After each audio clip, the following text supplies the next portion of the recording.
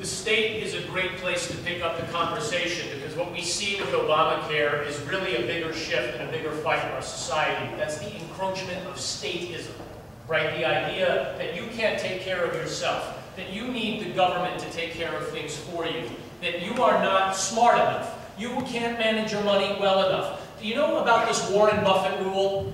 So here's this billionaire who says he wants to make sure taxes are raised for everybody else. When asked point blank, do you know that this billionaire, Mr. Buffett, when he was asked why doesn't he give more of his personal family foundation money to the federal government, do you know what he said?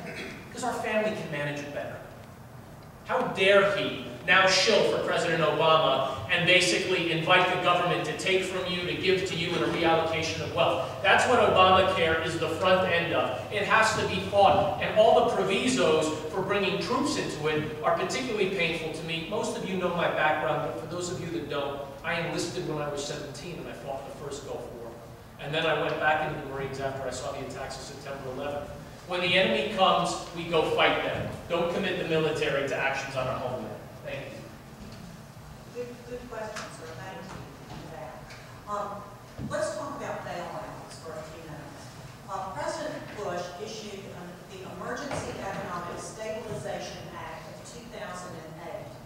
When President Obama took over, he took this several steps further with stimulus and bailouts for the auto industry, for banks, for AIG, mortgages, for energy companies. We could go on and on and on, but I'll stop there.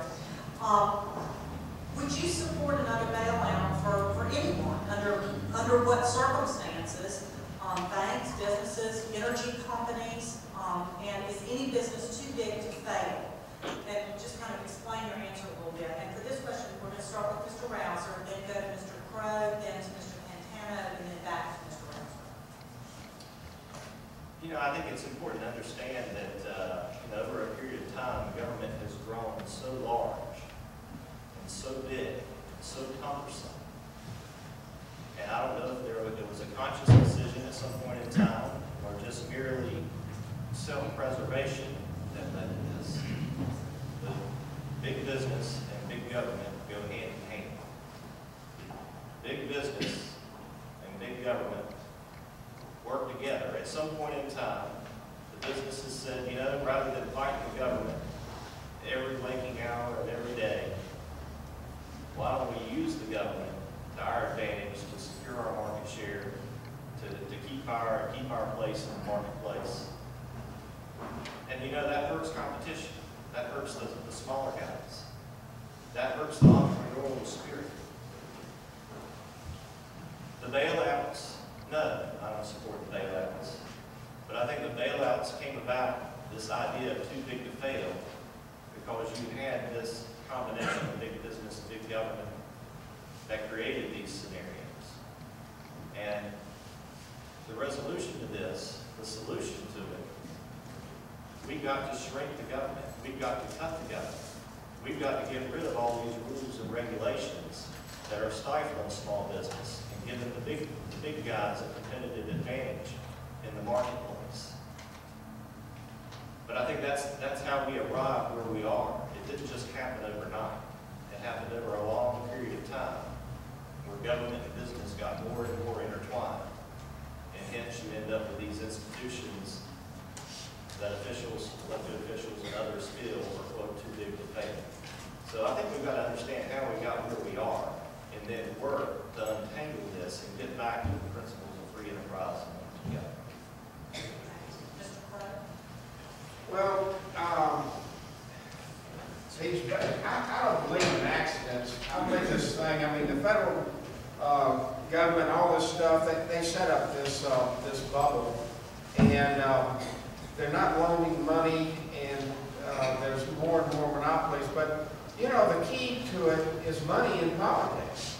And I happen to be the only one who is financing myself on this thing.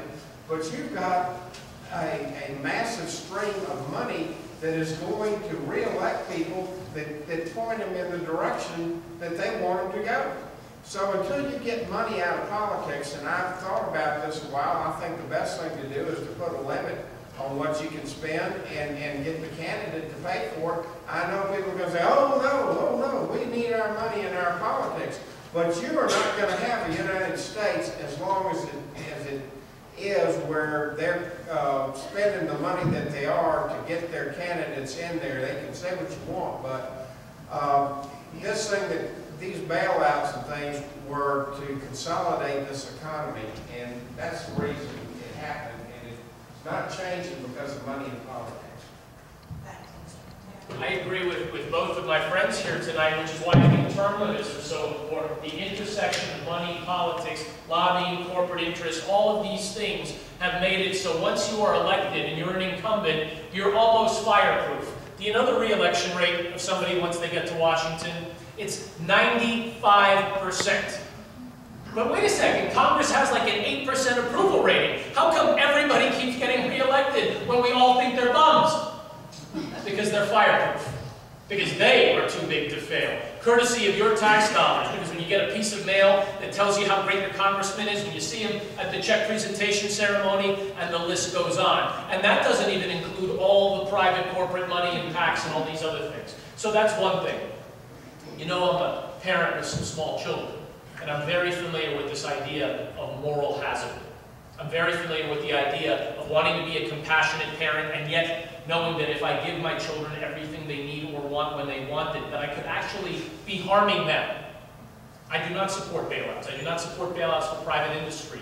We've entered into the moral hazard of allowing businesses to think that you, the taxpayer, are the ultimate parachute. And that's wrong.